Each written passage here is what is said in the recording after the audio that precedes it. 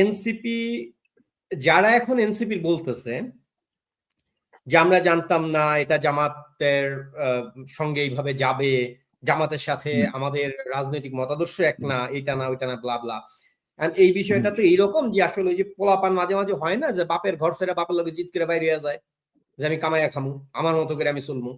তো ধরেন এনসিপি হলো গিয়া ওই পোলাপানের দল জামাতের, যারা হচ্ছে বাপের ঘর থেকে বাইরে ছিল যে কিছু একটা কইরা খামু আমরা নিজের যোগ্যতায়।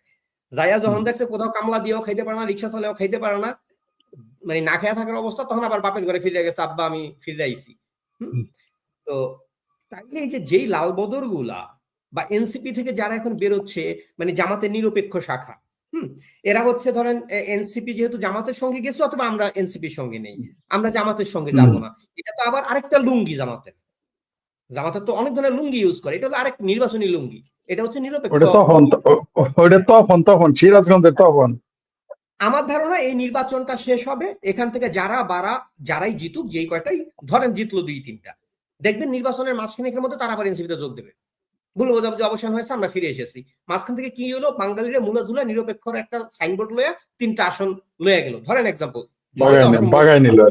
আমি উদাহরণ হিসেবে বলতেছি আসলে, কারণ 3টা আসন যদি পাওয়ার ওদের যোগ্যতাই থাকতো, তাইলে ওরা জামাতের সাথে জোটে যেত না। 300 আসন ঘোষণা দিয়া কিছুদিন আগে বলছে 300 আসন প্রার্থী দেবো, 300 আসনের জায়গায় 400 প্রার্থী দিব বলছিল।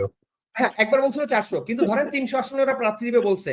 আবার হচ্ছে নাসিরউদ্দিন বাটপারি যেটা আছে, ওই নাসিরউদ্দিন বাটপারি বলছে যে আমরা হিসাব করে দেখছি 150 আসন আমাদের কনফার্ম পাবো, আমরা জিতবো 150 আসনে, এটা আমরা পরিসংখ্যানে বলছে। ভাই গুলিস্তানের যেই হকাররা ধরেন ওই যে জাইঙ্গা ডাইকা ডাইকা বেচে, হেরাও কিন্তু 300 টাকা দাম চাই 30 টাকায় বেচে না, জাইঙ্গা বেচে না। ওরা 300 আসন করে 30 আসনে বেচে লাইছে দল। সেই 30 আসনে কারা দিছে? রাজাকারের বাচ্চারা। যদি বিএনপির কাছে যাইতো 3টা আসনে ভিক্ষা দিত না করে, ওদের যে যোগ্যতা। তো এখন আপনি বলেন আমাকে, এই যে যারা এখন অ্যাক্টিংটা করতেছে যে আমরা খেলবো না, এইটাকে আপনি কি কোন অ্যাঙ্গেলে দেখতেছেন? আমি তো আমার পার্সপেক্টিভটা বললাম। ধন্যবাদ আপনাকে। জি, ধন্যবাদ আপনাকে। সেই সাথে ওই যে আমরা একটা গান শুনছি আগে, যে লাল লাল হোটো পে बोल किसका नाम है, তা আমি জানি না উনি কি, আমি জানি না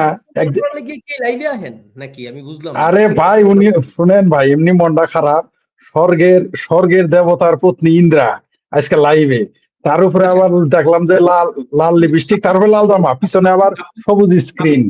শুনেন, ইন্দ্রা আপনাকে ভাই বলে ঢুকতেছে, আমি বইনি মনে করি, অসুবিধা নাই, বইন মনে করি না, মানে বাপরে বাপ, এরে বইন না মনে করি, কিছু মনে করলে জান থাকবো, ওটা তো জানি।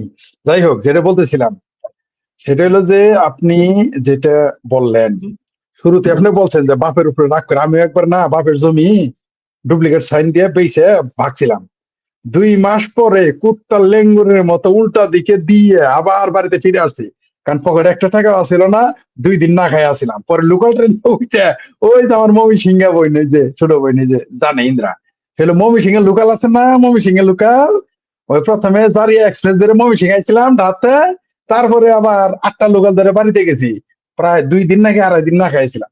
তো এরাও বুঝতে পারছে যে আমাদের তো কেউ কোথাও রাগরস্তই করি জামাতের সাথে, কোথাও তার ভাত পাবো না, কারণ আসলে তারা জামাতেরই যাওয়ার রসপোলা, যারা নাকি বলেন আমগর যারা নাম রাখলে না, আমাদের এলাকায় কোনো মেয়ের নাম যারা হইলে বা ছেলের নাম যারা হইলে ডাকতো জাইরা, একে নির্ঘা জাইরা ডাকবো, আপনি নিশ্চিত থাকেন।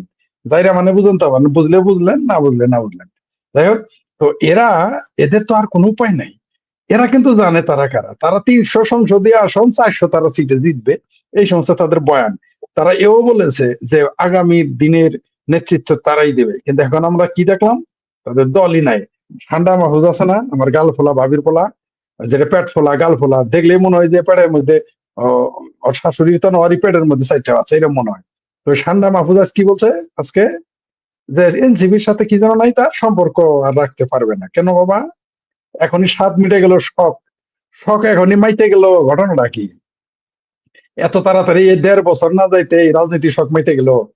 এরাও একদিন দেখবেন ডক্টর ইউনূসের মতো কানে ধরে বলবো, আমরা আর রাজনীতি করবো না নে, আর রাজনীতি করবো না নে। এটা কিছুদিন পরে ওরা কানে কানে ওই যে ইউনূসের মতো কান ধরে বলবে।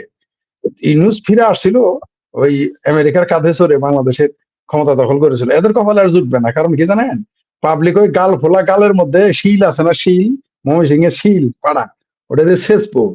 আর যে পেট মাসাল্লাহ বানাইছে আমার বাতিজারা, আমি ভাবির পোলা মেয়েদের কথা কিছু বললাম না, ভাবির পোলারা যেভাবে পেট বানাইছে, পাবলিক পেটে পাড়া দিয়ে নারী ভুড়ি বাইর করে ফেলবে, কোনো সন্দেহ নেই।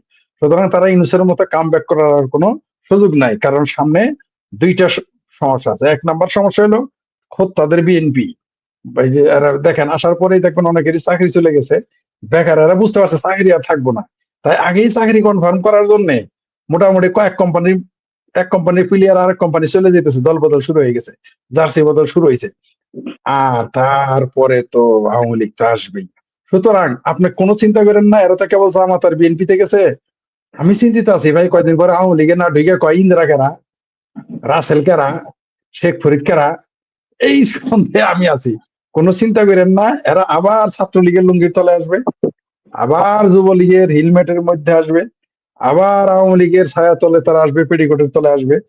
তারা এই ফাঁদ পেতে বসে আছে, দেখবেন আমাদের চিনবে না, কিন্তু অত না ওই দিন বাগে খাইছে।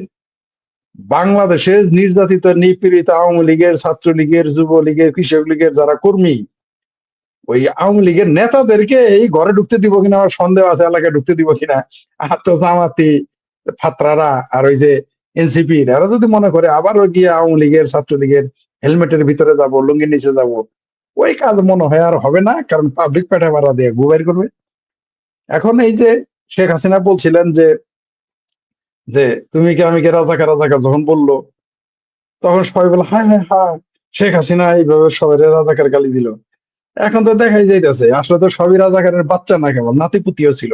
শেখ হাসিনার কথাই তো সত্যি, সেই শেখ হাসিনার কথাই সত্য হইলেও মধ্যে থেকে মানে 7 গ্রাম ঘুরে একটু হাইটে আসলো, বাংলাদেশের জনগণও বুঝলো কেমন লাগে, আমাদের চিঙ্কু বামেরও বুঝলো কেমন লাগে, আর বাদনাফা, সায়ান, ফায়ান, ঘায়ান, কনক সাফারাও বুঝলো কেমন লাগে, জেমস ভাইয়াও বুঝলো কেমন লাগে, সবাই মোটামুটি বুঝতেছে। বুঝতে বুঝতে শেষে ওই যে আপনার ওই জয় বাংলা স্লোগানে আসা লাগবো, মধ্যে থেকে বিভিন্ন স্লোগান টোকান দিয়ে গলাটা একটু ফাইরে আসলো আর কি। তবে বাংলাদেশে যেভাবে চলতেছে, আগামীতে বাংলাদেশের মানুষ আর কাউকে ট্রাস্ট করবে না, আপনি নিশ্চিত থাকেন। এই দেশের সাধারণ মানুষ, জননেত্রী শেখ হাসিনাও বলছে যে তৃণমূলের কথায় এবার মানে আমি যতদূর শুনেছি আর কি, আমি তো হুবহু শুনি না, আমার কাছে লিখে পাঠাইছে যে তৃণমূলের মত যাদের সাথে জনগণের সম্পৃক্ততা থাকবে, তাদের হাতে নেতৃত্ব যাবে, তারাই কাজ করবে বাংলাদেশের আওয়ামী লীগের পক্ষে এবং বাংলাদেশের জনগণের পক্ষে। এটা যদি ঘটে, তাহলে আগামী ওই যারা বলে না আওয়ামী লীগ 20 বছর আসবে না, 30 বছর আসবে না, 50 বছর আসবে না, এটা উল্টা হয়ে যাইতে পারে। আওয়ামী লীগ 30 বছর থাকবে, 20 বছর থাকবে, আর হয়তো কেউ আসবে না, এটাই আমার মনে হয়। তো এই রাজাকার আজকে আপনি যে কথাগুলো নিয়ে বললেন, এনসিপিরা আমার ভাতিজারা, এরা কুতকুত খেলতে আসছিল, কেউ শন পাওয়ার পেয়ে ওই যে মেলাতে যায় না, ফাল বাইরে দৌড় বাইরে বাইরে যায়, এরা মেলাতে আসছিল। আর মেলা ভেঙে গেলে ওই যে দুর্গাপূজার 7 দিনের মেলা, 1 মাসের মেলা শেষ, বা তাবলিগের 3 চিল্লা শেষ, এখন তো ঘরের ছেলে ঘরে ফিরে আসতে হবে। অথবা ফরিদের মতো জমি বাপের জমি বেইসা পালাই গেল, 1 মাস 2 মাস টাকা শেষ হলে আবার ঘরে ফিরে আসতে হবে। বাংলাদেশে আবার ঘরে ফিরে আসতে হবে। ঘরটা কোথায়? বাংলাদেশ আওয়ামী লীগ, এছাড়া কোনো উপায় নাই।